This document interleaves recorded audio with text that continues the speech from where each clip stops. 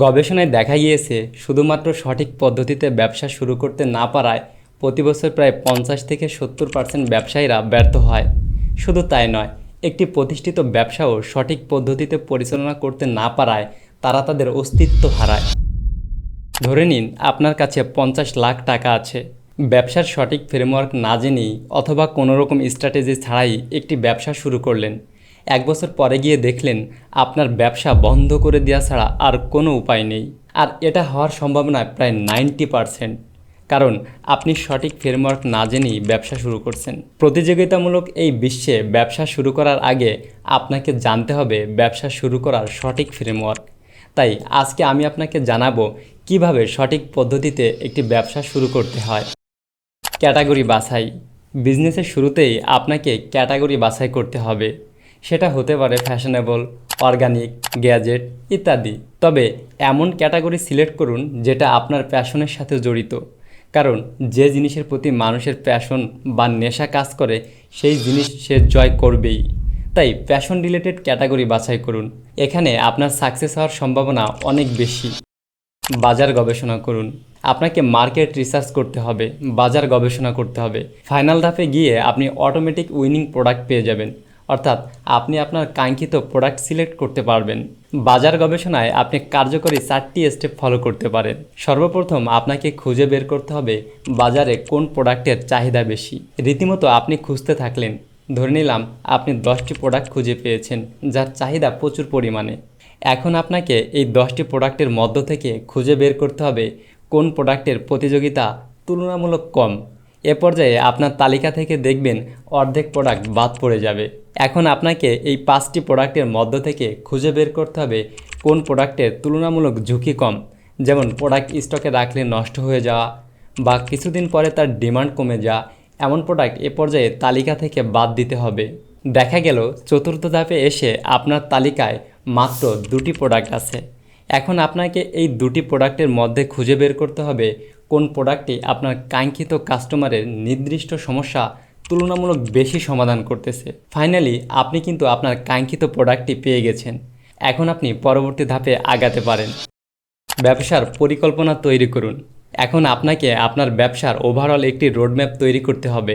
আপনার ব্যবসার উদ্দেশ্য কী, আপনার টার্গেট অডিয়েন্স কারা, মার্কেটিং কিভাবে করবেন, প্রতিদিন কত পিস প্রোডাক্ট সেল করবেন, তার জন্য কী পরিমাণ ম্যান পাওয়ার প্রয়োজন, তার পূর্ণাঙ্গ একটি রোডম্যাপ তৈরি করতে হবে। তবে মনে রাখবেন, তুখর ও নিখুঁত চিন্তাভাবনার মাধ্যমে রোডম্যাপ তৈরি করতে হবে, কারণ এটাই আপনার ব্যবসার মূল ভিত্তি বা কাঠামো।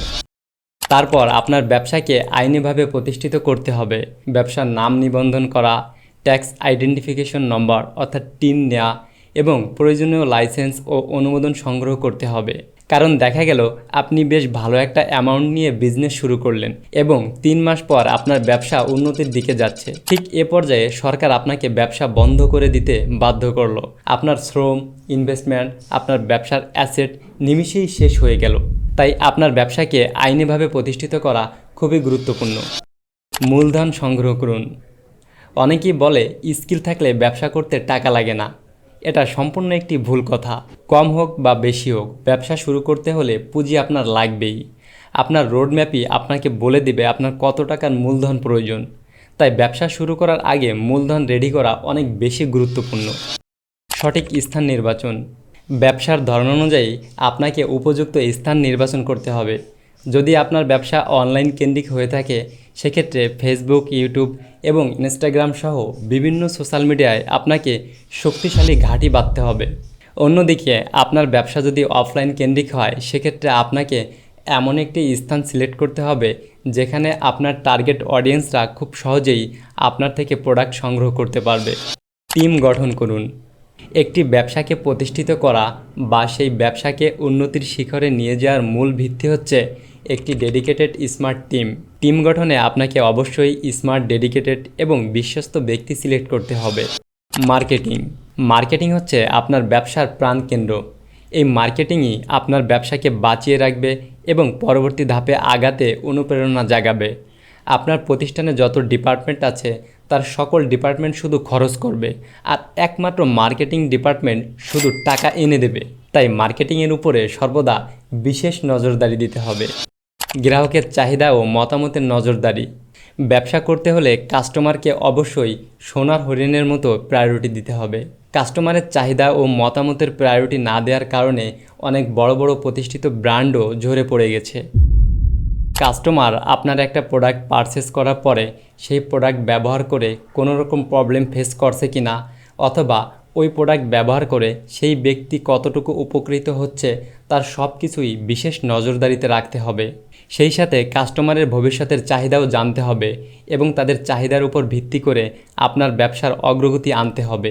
আপনি যদি এই ক্রাইটেরিয়াগুলো ফলো করে ব্যবসা শুরু করেন, তাহলে আপনার সফল হওয়ার সম্ভাবনা প্রায় 90% বেড়ে যাবে।